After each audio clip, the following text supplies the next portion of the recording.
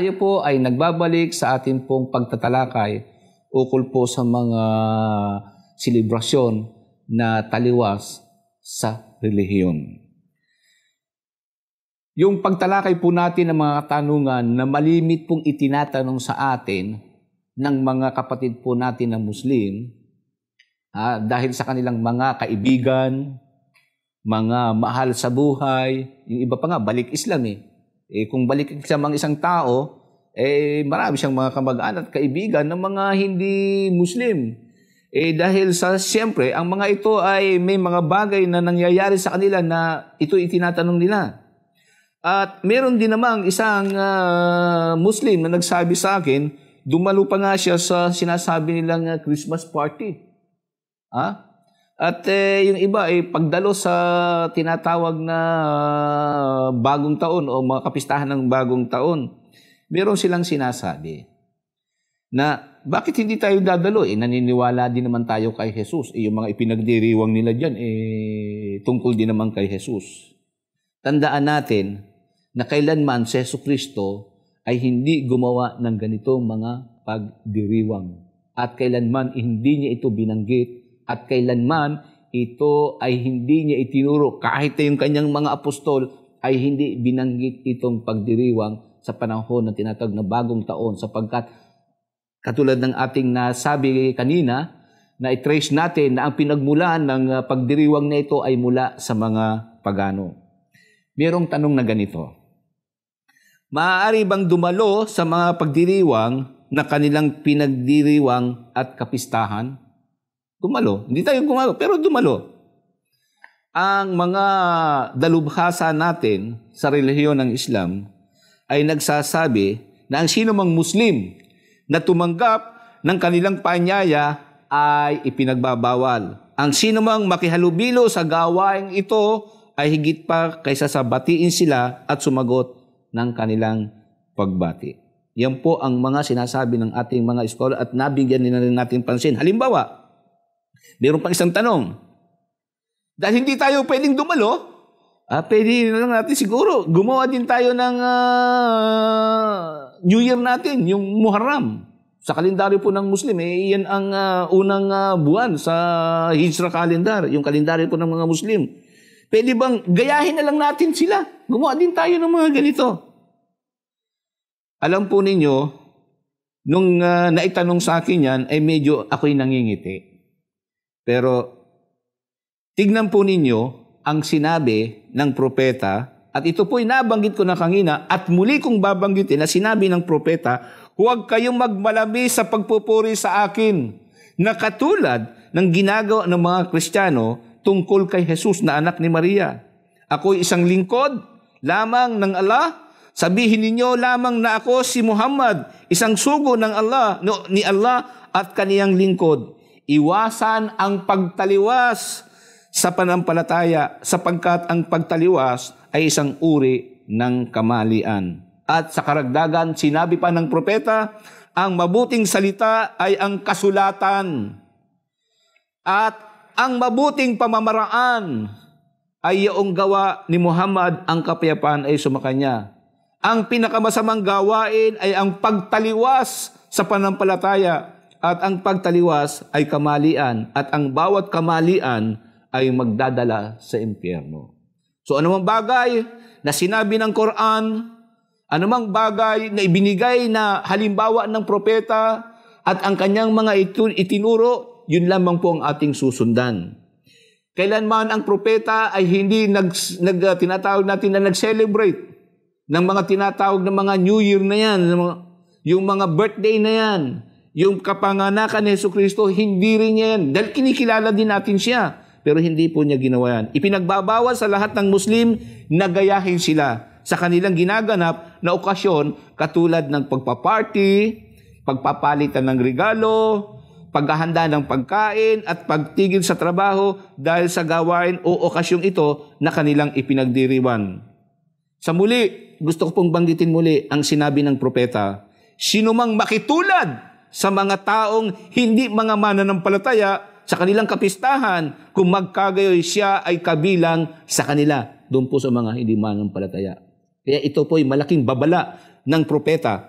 Sinabi ni Sheikh al-Islam Ibn Taymiyyah, o kilala sa atin na Ibn Taymiyyah, sa kanyang aklat na Pagsunod sa Tuwid na Landas, pagsalungat sa mga taong mapapahamak sa apoy sa impyerno, doon sa kanyang aklat ay ganito po. Ito po ay pagkakasali na po sa wikang Pilipino. Ganito ang kanyang sinabi.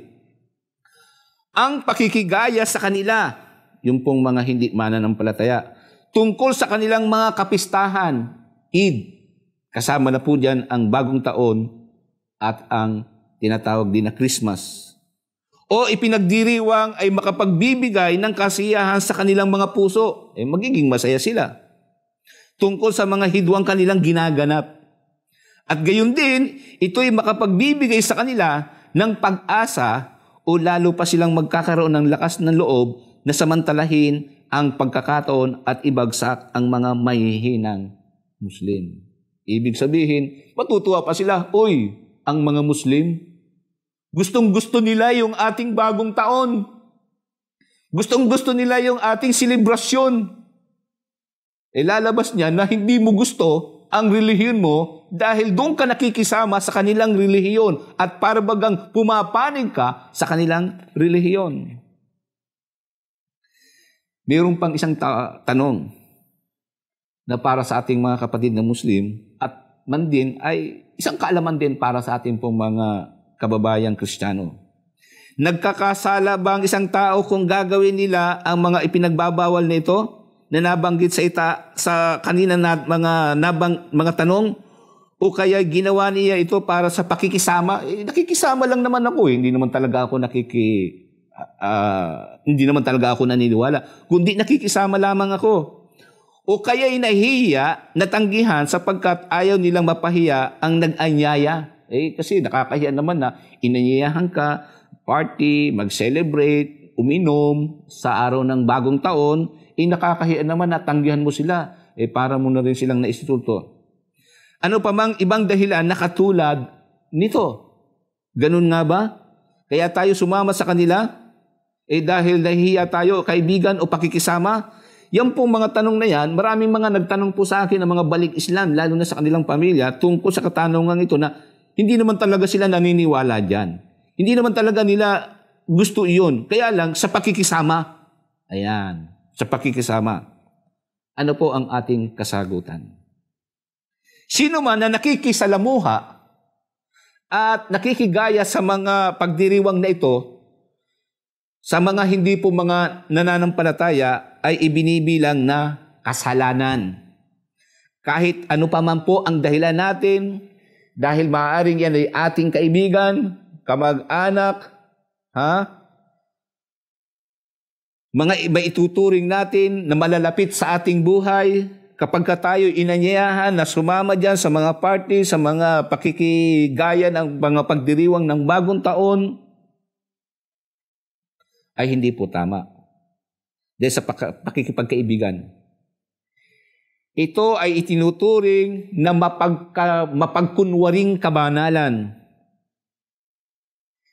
Ibig sabihin lang nito, kaya kasama doon, mapagkunwari, ay hindi po tinatanggap ito. At ito ay magiging dahilan upang palakasin ang espiritu ng mga hindi sumasampalataya at lumakas ang kanilang pagmamalaki sa kanilang relihiyon.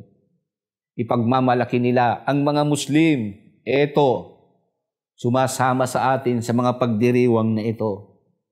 Kaya dahil ang kanilang relihiyon ay hindi masaya, hindi maganda, hindi totoo, kaya ito sumasama sila sa atin. Nais ba ninyo na ang ibang relihiyon ay magsasabi ng ganyan? Ang tanong pa ay isang ganito. Ang pagdiriwang ng Pasko, bagong taon, at iba pang uri ng kapistahan ay may pahintulot mula sa mga pinuno ng simbahan. Papaanong ito'y pagtaliwas sa panampalataya? Dahil ibig sabihin, ang simbahan mismo ay kinukonsinti yan. Nabanggit ko po kanina na kahit na po ang simbahang Katoliko, bago pa man, ay hindi po nagdiriwang ng bagong taon o yung Eid ng tinatawag na bagong taon. Iyan po ay tala ng kasaysayan. Kung ang isang tao ay sumusunod sa mga bagay na ipinag-uutos na walang batayan mula kay Allah, o poong may kapal at mga propeta, ngunit inaakala niyang ito'y makakatulong sa kanya upang maging malapit o maging makadiyos at nag-aanyaya pa sa iba na gawin din ito, ay nagkakasala po ng pagdaragdag sa alituntunin ng poong may kapal. Sapagkat sapat na at mabisa ang mga bagay na ipihinig ni Allah na ibinigay ng huling propeta. Sabi ng ganito ng Quran, chapter 9, verse 31. Ginagawa nilang mga Panginoon ang kanilang mga rabay o pare o mga pastor at si Jesus anak ni Maria. Bagamat ipinag-uutos sa kanila na tanging ang Allah lamang ang dapat sambahin. Ibig sabihin ng Quran na ang mga grupo ng mga Kristiyano sa panahong iyon, sa time ng propeta o sa mga panahonan kahit na hanggang sa ngayon, na ginagawa ng mga pare o mga pastor o rabay na Panginoon si Jesus na anak ni Maria. Ngunit ipinag-uutos na tanging ang si Allah lamang ang dapat na sambahin.